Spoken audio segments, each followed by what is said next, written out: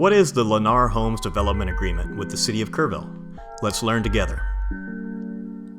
This deal doesn't exist in a vacuum. It's important to remember the history of Kerrville's housing challenges and what's been done about it. Back in 2017-2018, Kerrville adopted a master plan called Kerrville 2050. This 300-page document was created with the work of 7 subcommittees, scores of committee members, and with input from hundreds of local citizens. Adopted in 2018, the plan lays out strategies and action items for dealing with quickly rising housing costs and a shrinking inventory of homes here in Kerrville. Some of the plan's guiding principles that apply to housing were: provide a diverse range of housing options, use incentives to create affordable workforce housing, use city-owned property for desired housing products. To research the housing market and make more specific recommendations for council action, Mayor Bill Blackburn created a housing task force consisting of 15 builders, real estate professionals, and residents. This group recommended several strategies in their housing study, including create a city policy for assisting developers with infrastructure costs, utilize land owned by public agencies and others for workforce housing development.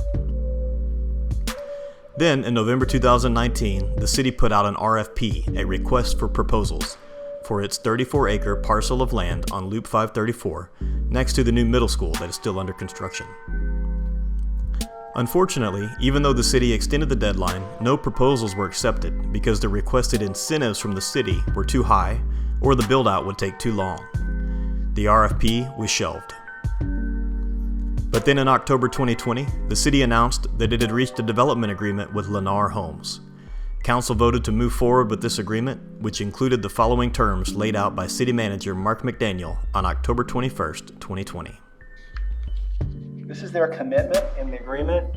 They would post and maintain an irrevocable letter of credit to secure the payback provision in the event of default in the amount of the assessed value or appraisal on the property of $1.69 million.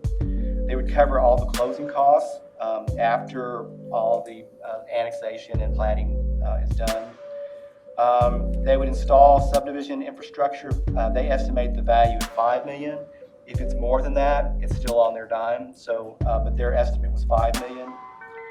They'll build homes to be priced between $185,000 and $227,000.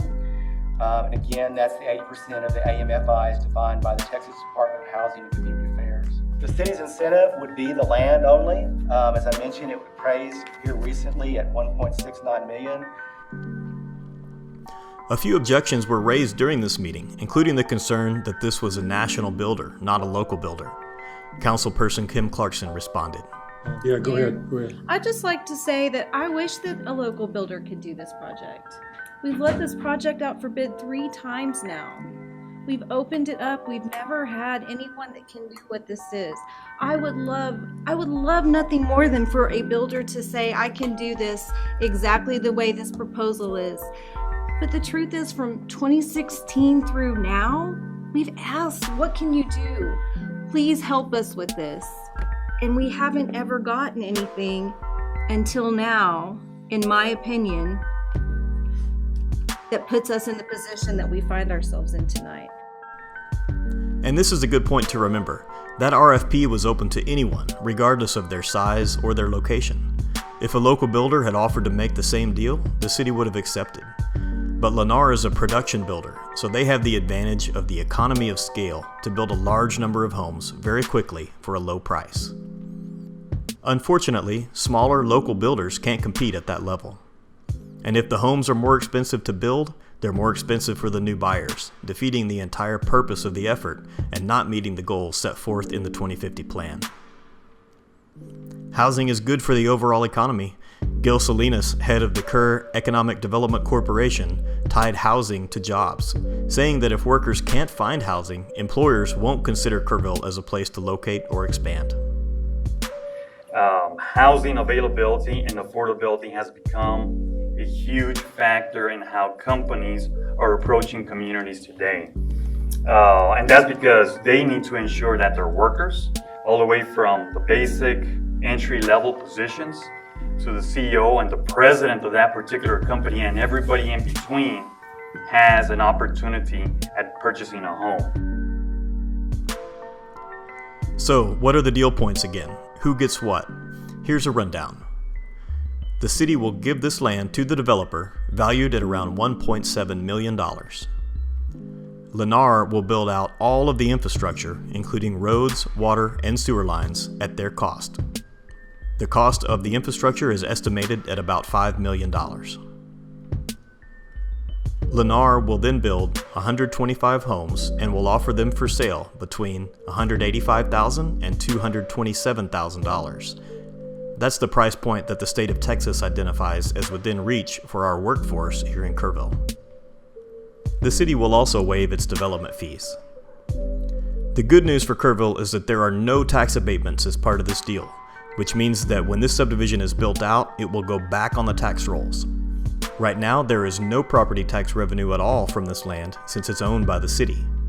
But when it's complete, with 125 homes averaging about $200,000 in value, that's $25 million in property values added to the tax rolls, which will provide additional revenue to the city, the county, and the school district. This feature is important because it's different from other deals that were explored by the city in the recent past, such as Vintage Heights. Other incidental increases will benefit the city too, such as increased sales tax revenues from these new residents spending their money in Kerrville, and from water and sewer revenues. This new neighborhood will be within walking distance of Tom Daniels Elementary, Peterson Middle School, and Tybee High School, meaning a family with young children can live here and be perfectly located for their kids to go through school at KISD. But why is any of this necessary? Why should the city get involved at all? The answer is that the housing market hasn't been working for the people of Kerrville, and it's getting tougher. The people identified housing as a major problem that they wanted the city to help solve in the Kerrville 2050 plan. Without a deal like this, it's very hard for a builder to construct quality homes at a low price. If a builder had to buy this land first, they'd have to pass along that cost to the home buyers, putting home ownership out of reach for the average working family here in Kerrville. What questions do you have about this development deal? Reach out to us with your questions and we can answer them in a future video. Thank you for watching.